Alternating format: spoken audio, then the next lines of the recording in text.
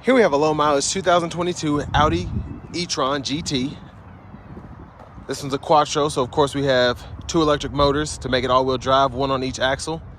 We have a 93 kilowatt hour battery, liquid cooled. And this one comes in ibis white. And then we have the black Dynamica leather red interior. But a fantastic look for this e-tron GT.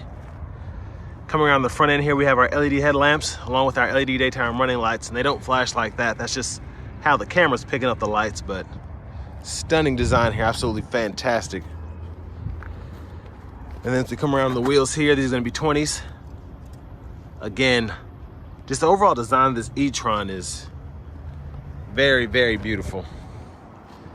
Now we get passive keyless entry on all four doors.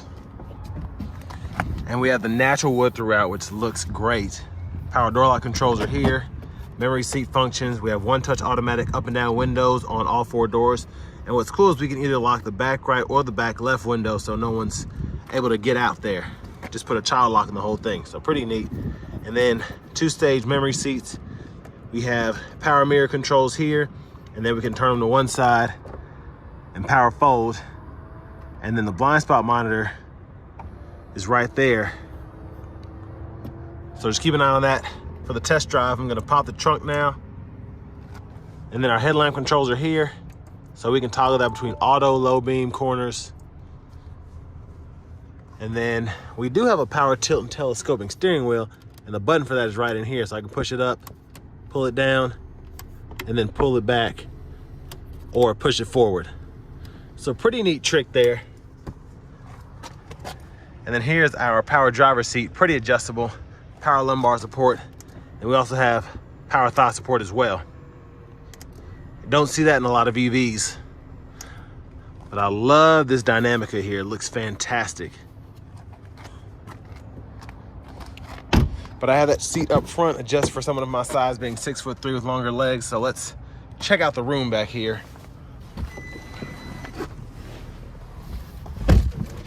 So pretty impressive room.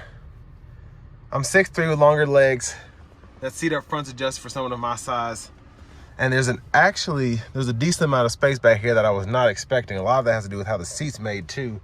So that bottom part is just taking up enough of the seat where my knees are not touching. Now, if I had this top part here, I'd have a problem, but just really good design all the way around.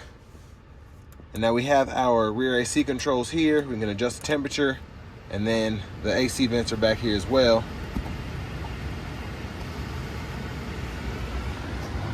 And then this middle seat, we can fold it down. And cup holders are there.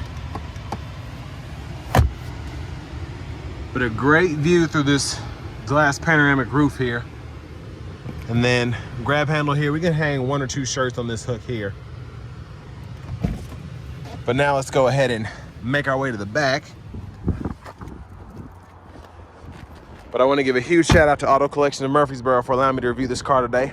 I'll leave a link below to it, as well as their entire inventory in the description below. But decent sized trunk space. I like that we have the cups on either side to hold objects that we want to keep in the trunk, but we don't want them rolling all over the place, and even a cool net to keep maybe a map or something small, a sheet of paper. And then the chargers in here, and whoever had this actually had a pretty neat setup, 240, and then a portable EV charger. I've never seen one of those. And there's a little bit of storage underneath here where you put your tire inflator and all that. I'm gonna close the trunk up. LED tail lights. Again, they don't flash like that. That's just how the camera picks it up. But again, that design is fantastic.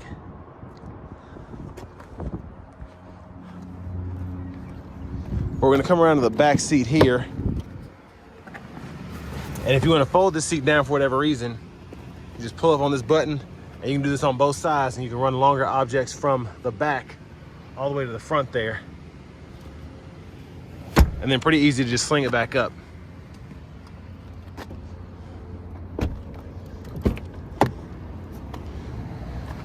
And then here's our front passenger seat. Pretty much same adjustability as the driver's side, which I appreciate. Let me cut this air down.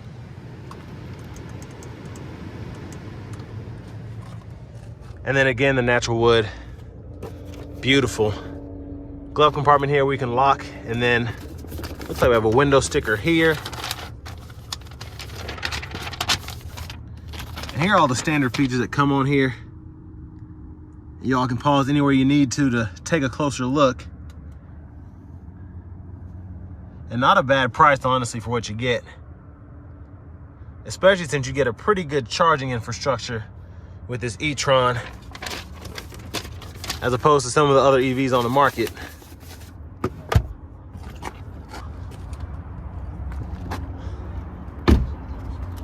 And then here is our charge port. And if you need a DC fast charge, you can fold that down. Pretty easy to use. But again, I can't say enough about this design. It's very, very impressive. Well, let's go ahead and hop in the driver's seat here. So we do have the Alcantara steering wheel, which is just neat. I like how it feels, but I also like how it looks as well. Now, over here to the screen here, I'm gonna cut the car back on. But we have our radio controls here. We do get FM and XM, and we can use online radio as well when applicable. But one of my favorite things is we get wireless Apple CarPlay, wireless Android Auto compatibility along with Bluetooth. And then the nav screen's here. This is gonna be a 10.1-inch screen. And if you wanna search for a destination, just click that there. Start typing something, it'll pull up suggestions. And then you also have fast charging, which is pretty neat. It'll show you all the closest chargers. So, pretty responsive and pretty intuitive in my opinion. And I like that you can kind of find a rest area, things like that. Now back to the home page here. If you go in a vehicle, you can check out your vehicle settings. So there's a button for this, but I'm going to show you now. We can go through our Audi Drive Select, so it'll raise suspension, lower suspension, steering feel, all of that. And then we have vehicle data available here. And it really helps you see how efficient you can be or cannot be, if that makes sense. So efficiency assist is here. So you can set your recuperation to automatic or manual. Charging here shows you the battery level. And then your driver assistance, all of that's here. You can set that to max, individual, or basic. And hopefully we'll get a chance to test that out on the test drive. But here's where you can set up your Bluetooth and Wi-Fi to use your wireless CarPlay or Android Auto. And then you have roadside assistance, weather, all that you need a subscription for. And there's a home page, and you can configure that as well. There's our backup camera. Guidelines follow us as we turn the steering wheel. Decent picture. But other than that, I mean, you can really get into whatever you want to with this screen. Set up your settings for navigation, entertainment, the phone, everything. Even set up your contacts if you want to. And then your general settings are going to be right in here. And you can go through all of that there. But down below here, we do have dual zone automatic climate controls. We can control temperature here. And then you can unsync it there. Fan speed here. And then you can control the AC, which I really like. You can have Eco, Max, and then you can have on, or you can cut the whole system off. Or the whole AC system off, excuse me. And then here's where you can control your fan direction. And if you want to turn everything off, you just hit the off button there. And then you can even close the vents automatically or manually, depending on what's going on outside. Defrosters here, auto mode toggle here. I love that you can turn it on and off. And then the same thing with the sync, because a lot of systems you have to either control the fan speed or the other temperature to unsync or to take the auto mode off. So love that. And then interesting that the vents are down here, but I've kind of gotten used to it. It's spraying up at me, but I kind of like that it's out of the way so you can get that beautiful view of the screen there. Then again, the Drive Select, we can go through all that here. traction control, hazards, parking sensors, and this for the screen. So we can hold that and turn it off. And then down here we have our shifter. So pull all the way up for reverse, hold down for neutral, push all the way down for drive, press P for park, and that puts the electronic parking brake on. And your push button starts there. Little storage pocket here. And this is actually pretty neat. You can control your volume here, and it's kind of just a dial, and you can go through your radio stations or track lists using these arrows here, turn the whole system off here, and then mute here. Cup holders.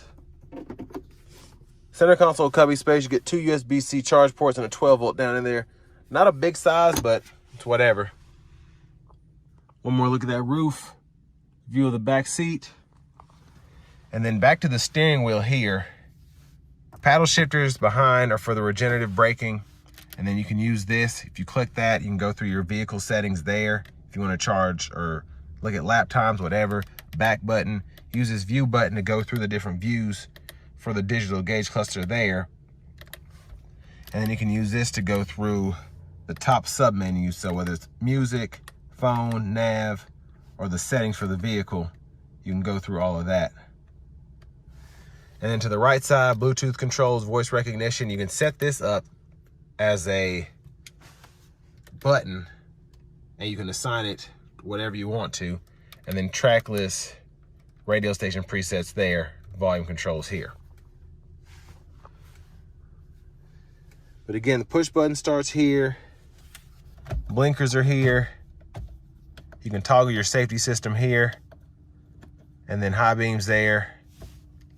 Right side of the steering wheel, windshield wiper controls, one time, auto, low, high, and then you can control how sensitive your automatic wipers are here. Hope that's a good enough view. And then finally, here's the key fob.